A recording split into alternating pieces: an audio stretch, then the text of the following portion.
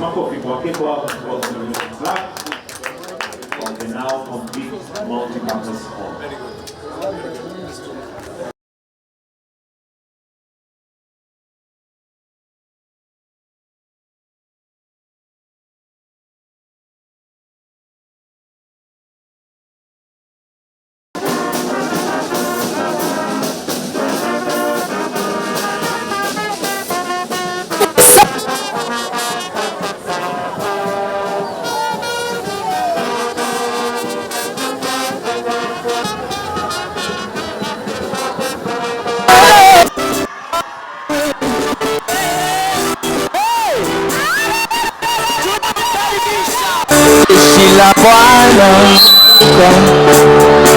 It is here that I learned the value of discipline, the importance of hard work, and the courage to dream beyond circumstances. Above all, it is here that I internalized the guiding principle that has defined this institution for a century, the powerful call contained in the school motto, strive to excel. Ladies and gentlemen, just a few days ago, I had the privilege of attending the centenary celebration of Alliance High School, which was founded in 1926. But as I reminded them on that occasion, before Alliance, there was Kabsabet High School.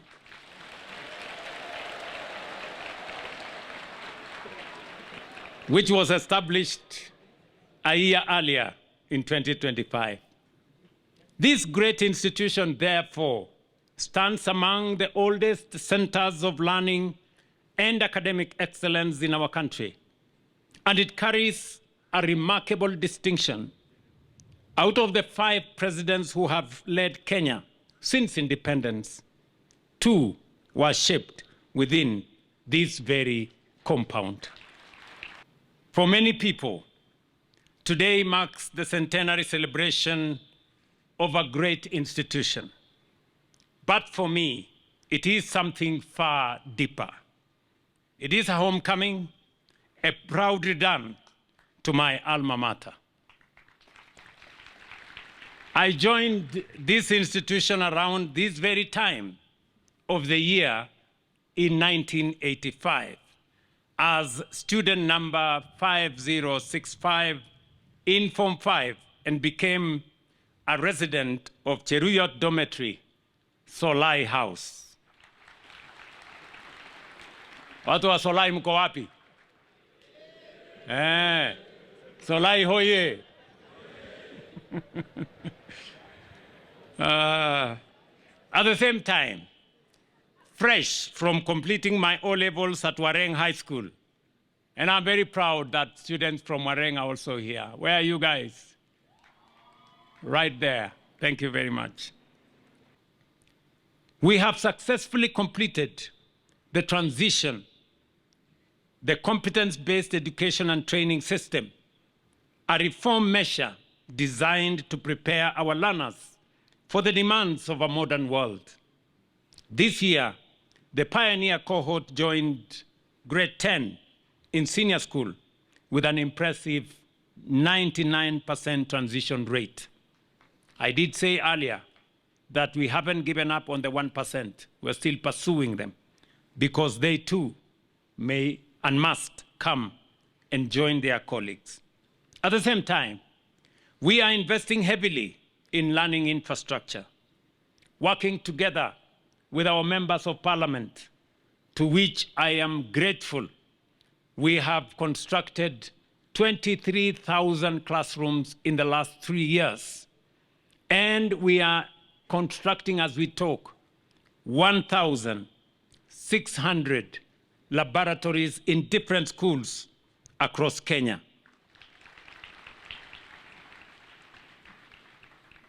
Let me also say,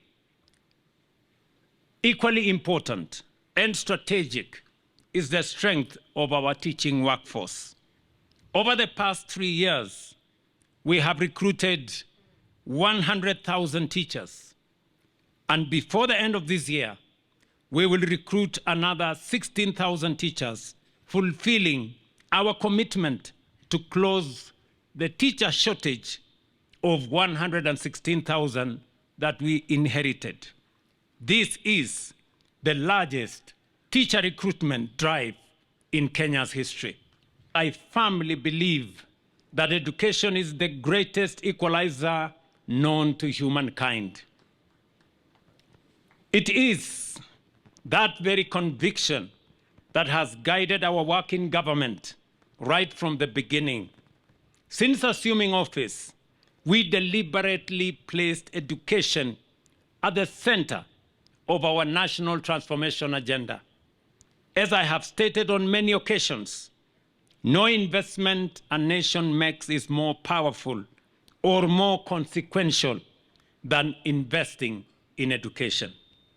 That is why today, almost 30% of our national budget is invested in education, and we so proudly do. This is as intentional as it is deliberate. In just 3 years, our education budgetary allocation has grown by nearly 50%, from about 500 billion in 2022 to 702 billion this current financial year. Next year is going to move up by another 65 billion to 765 billion. One of the largest investments in our nation's history. I walked through these gates carrying little more than hope, ambition, and a dream whose true meaning I did not yet fully understand. That was 41 years ago. Yet, standing here today, the same memories remain as vivid as though it all happened yesterday. As I don this uniform of Kabsabet boys with a lot of pride, I do so for all the children of Kenya, to confirm to them that the government of Kenya, their parents, and the society and nation of Kenya stands with all our children. It is our commitment to all our children that no child should be left behind. We understand full well that every child must get equal opportunity to learn. And that is the reason we must continue to invest in education. Education is not a cost to us. It is an investment to the nation as we invest in our children and invest in our future. We will continue to work with all the stakeholders to make sure that Kenya continues to be the country where our greatest asset is our human capital. And because our greatest asset is our human capital, investment in our greatest asset, that's our human capital, sharpening it, using education, training, knowledge acquisition, and research is going to continue to guide our investment in education. I want to welcome His Excellency the President, who is actually alumni, and the second president to come from this school. We are very proud of him because one story tells us from the story of the archives that our student number 5065 joined this school in 1985 in Form 5. Now, as if that's not enough with the number, also he slept in Chariot Dome, Cube 5, and is the 5th president of this country. He was here in Form 5, and he was doing A-level, something very unique, additional maths, chemistry, and geography. And the records of the principal at that time, Mr. Singoe, indicates that our president was in character outstanding, and even the records show that he was paying a fee of 2610 per term at that time, which he cleared. Now, our patron again is very interesting. His certificate when he was leaving was clear, up to even the caution money he paid to the cent. Thank you so much, Your Excellency. This is a center of excellence insofar as matters leadership are concerned in the Republic of Kenya. Your Excellency, there is something I've noticed since working with you, that you are not just a leader. You are two things. One, a leader of leaders, but number two, you are a mentor of leaders. From the time I joined your school of leadership, I have realized that you mentor others and you have grown other leaders, not just here, but across the country, because you take keen interest in those who want to pursue leadership, and you take leadership seriously. Let me tell this to the Republic. For those of us who have worked with President Ruto, we know one thing. He's disciplined when it comes to time. He doesn't take his job as a politician as an afterthought. He takes it as a clear profession. He takes keener interest in everything he does, and he calculates everything he does to the final end. And for those of us who have had that close interaction with the president, there must be traits of leadership that they learned from Kabsabet High School, and therefore congratulations to this school. For the students who are in this school, President Ruto is the first president produced in the Republic of Kenya. Former presidents who have been there before were born before the Republic of Kenya was established. The first president since Kenya was established as a republic after 1963 is President William Samoei Ruto. And we know and we are proud that he is not just a president produced in this country, he is also the first president produced in a university, homegrown university here in Kenya. And therefore, when we think about education, when he speaks about education, his passion about education is the model of competence-based education is well crafted and well refined, because we have a president who understands the education of Kenya. In fact, there is some of the recommendations that you have shared with us about some of the priorities within our school.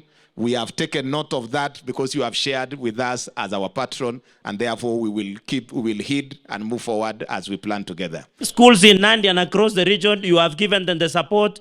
I want to encourage the boys to keep up the good work.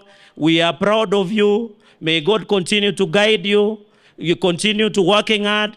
Na wale 2027 mutatoka, munajua mahali pa kwenda, because the patron is here.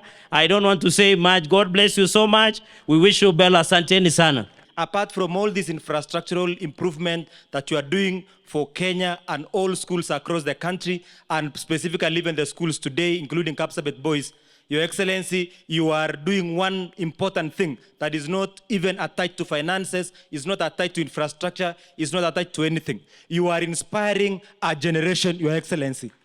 You can imagine a young man here who has seen your admission number. I can imagine what goes through their heads. They know it is possible to make it from Kabsabet boys. It's possible to be someone from this very humble beginning to be someone. Your Excellency, we thank you very much. We wish you all the best. Continue inspiring the young people. That where an institution establishes its relevance in imparting knowledge and shaping lives, then its existence will be guaranteed across generations. This is why, Your Excellency, under your visionary leadership, we are working to build an education system that focuses on equipping learners with the skills they need to thrive in the modern world. We are working to build an education system that is globally competitive and future-proof. Only by doing so shall future generations gather to celebrate milestones like we are celebrating today. It is befitting, therefore, Your Excellency, that I take this opportunity to thank you for the dedication and foresight with which you are supporting our education sector. With your support, our education system is undergoing the most comprehensive overhaul. We are reconfiguring the legal and policy landscape through strategic and inclusive reform and injecting greater efficiency by ensuring that our schools have more teachers, more classrooms, and more laboratories, and that they receive capitation in time. The education system that we seek to build is for both the present and for the future, for the Kenya and for the world.